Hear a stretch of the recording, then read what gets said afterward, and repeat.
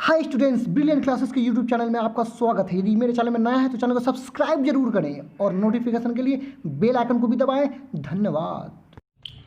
Hi students, brilliant classes के NCERT solution में आप लोगों का स्वागत है। इस वीडियो में हम लोग वर्ग 10 के प्रश्नावली 14.2 का प्रश्न क्रमांक 2 को हल करेंगे।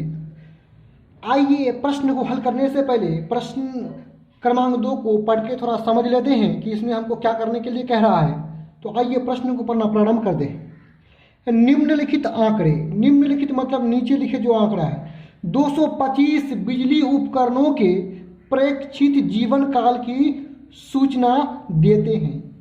मतलब ये 225 उपकरणों जो है उसके जीवन काल, मतलब उसका जीवन का काल समय कितना दिन तक वो टिक पाया, उसी का क्या है सूचना देते हैं। तो यहाँ पे देखिए जीवन काल यहाँ पे है बारंबारता, यानी जीवन काल 0 से 20 के बीच बिजली उपकरणों की संख्या कितना है 10 है। उसी तरह ये आपका बारंबारता सारणी हुआ।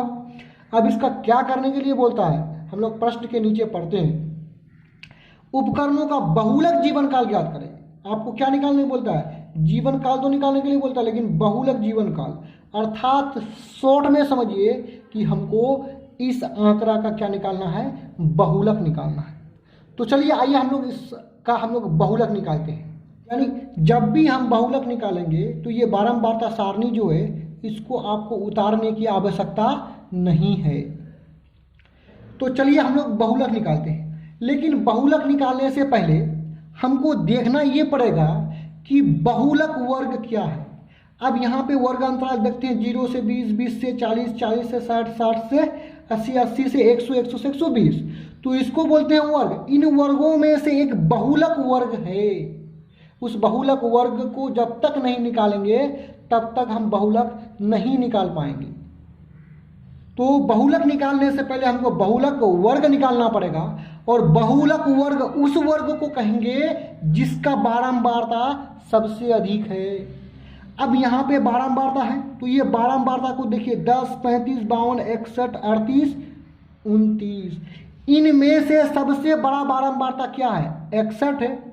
और 61 यानी सबसे बड़ा बारंबारता का जो वर्ग होगा, यानी इसका वर्ग क्या है 60 से 80, तो बहुलक वर्ग होगा 60 से 80। तो बहुलक वर्ग को ढूंढने से पहले हमको सबसे बड़ा बारंबारता को ढूंढना पड़ता है, और उसका जो वर्ग होता है वही बहुलक वर्ग होता है। तो चलिए इस प्रोसेस को थोड़ा सा लिखते हैं हम लोग। यहाँ पे लिखेंगे क्या, सबसे बड़ा बारंबारता ढूंढिए। सबसे बड़ा बारंबारता क्या है, सबसे बड़ा बारंबारता है आपका 61। सबसे बड़ा बारंबारता को ही कहते हैं F1। अब आप बताइए कि बहुलक वर्ग क्या है।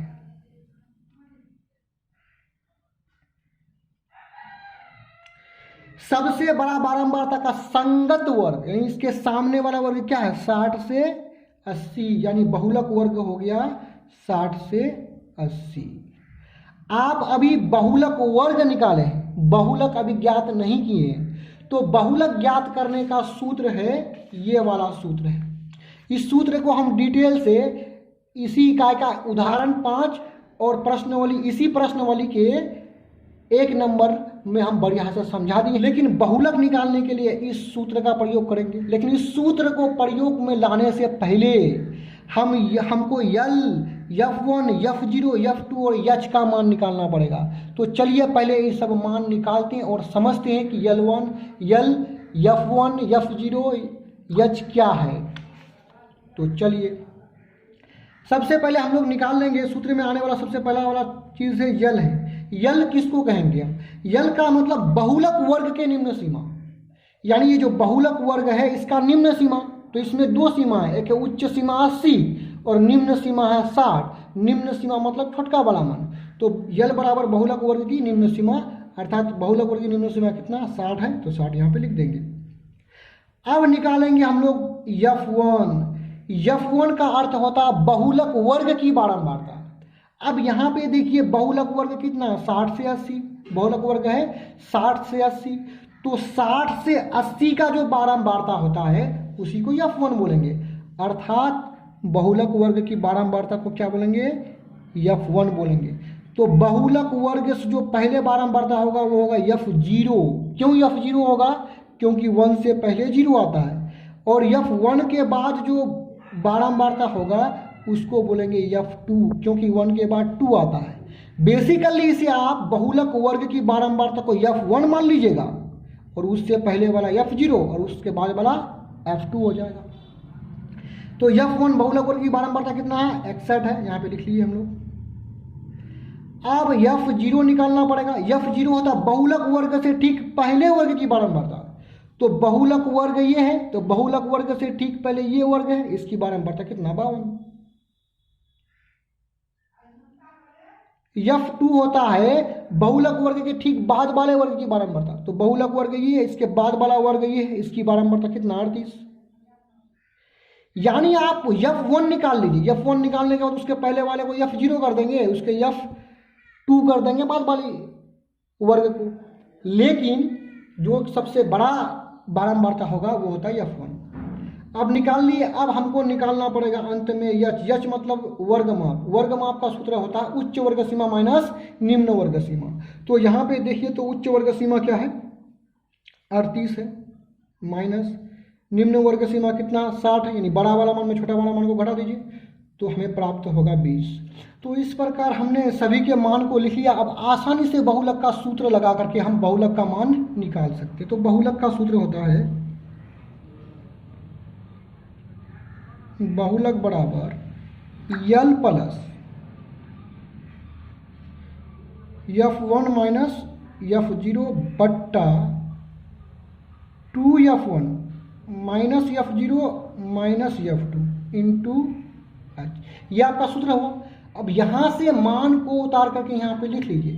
क्योंकि ये सारा मान सूत्र में आने वाला था, इसलिए हमने सूत्र को लगाने से पहले ये सारा मान को लिख लिया यहाँ पे। अब यहाँ से मान को उतार करके यहाँ पे लिख डालिए। बराबर यल बराबर कितना निकला? 60 है, प्लस F1 का मान 61 माइनस F0 का मान कितना? 52 है। यहाँ पे F0 का मान कितना? 52 है। अब यहाँ पे 2 तो सूत्र वाला है, 2 लिख दिए, गुना F1 का मान 61 माइनस, तो माइनस लिख दिए, F0 का मान 52 माइनस सूत्र में माइनस लिख दिए, F2 का मान कितना निकला है? 38। यहाँ पे इंटू है, इंटू कर दिए। H का मान कितना प्राप्त किए हैं? 20। अब इसको थोड़ा सा कैलकुलेशन कर लेंगे और आंसर हमें प्राप्त हो जाएगा। तो चलिए इसको थोड़ा हल करते हैं।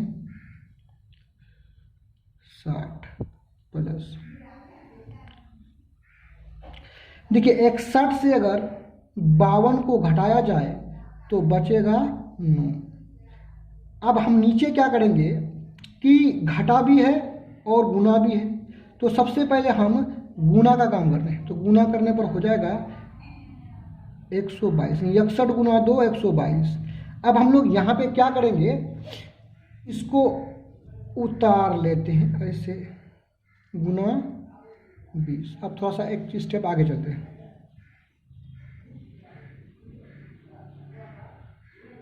एक 122, यहाँ दोनों माइनस में है तो माइनस माइनस जुट करके माइनस में होगा। तो -52 माइनस 38 तो हो जाएगा -90 गुना 20। अब चलिए इसको थोड़ा सा और सॉल्व कर लेते हैं।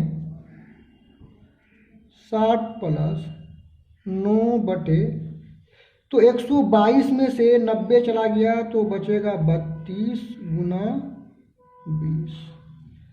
अब हम लोग, हमारे पास इधर जगह है तो इधर ही लिख लेते हैं। 60 प्लस 20 गुना 9 180 बटा 32।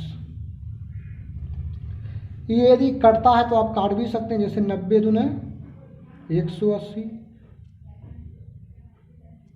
16 दूना 32, उसी प्रकार 45 दूना 90 और 8 दूना 16। और नहीं कटता है तो हम यहाँ पे लिख लेंगे कि 60 प्लस 45 बटे 8। अब इसको थोड़ा सा बट्टा का जोड़ में जोड़ लेते हैं। नीचे सिर्फ 8 है तो 8 का एलसीएम कितना होगा? 8 ही होगा। अब 60 के नीचे कुछ भी नहीं, तो 8 जाकर के 60 से गुना हो जाएगा, तो 8 छके 48, 8 छके 48, 480 प्लस 8 एक कम 8 और 8 एक कम 8, 1 गुना 45 कितना हो जाएगा 45। दोनों को जोड़ने पर हमें प्राप्त हो जाएगा 525/8। कितना प्राप्त हो जाएगा 525/8। अब थोड़ा सा इसको भाग लगा लेते हैं और जो आंसर होगा वही हमारा आंसर होगा। तो चलिए 525 को हम लोग 8 से भाग लाते हैं। 525/8, 8 छके 48, एक डालिए 12 में से 8 गया 4, यहाँ बचा 1, 5 उतरेगा। उसके बाद 8 5 6 40, कितना बचेगा 5 बचेगा, दशमलव दिए, यहाँ 0 हो गया। 8 छके 48 किए, 2 किए, 0 हो गया। 8 दूने 16 किए, 4 हो गया, 0 हो गया। 8 5 6 40। इस प्रकार हमें प्राप्त हुआ इसका आंसर 65.625। ये हो गया आपका आंसर। तो इस प्रकार हुआ मैथ। आप उतारना चाहिएगा तो इसको उतार सकते हैं। इस प्रकार आप एक बार देख लीजिए, उतार लीजिए। इस तरह का और वीडियो को देखना चाहते हैं तो हमारे चैनल में जाकर के प्लेलिस्ट में जाएं और वहाँ सारा वीडियो आपको मिल जाएगा। धन्यवाद।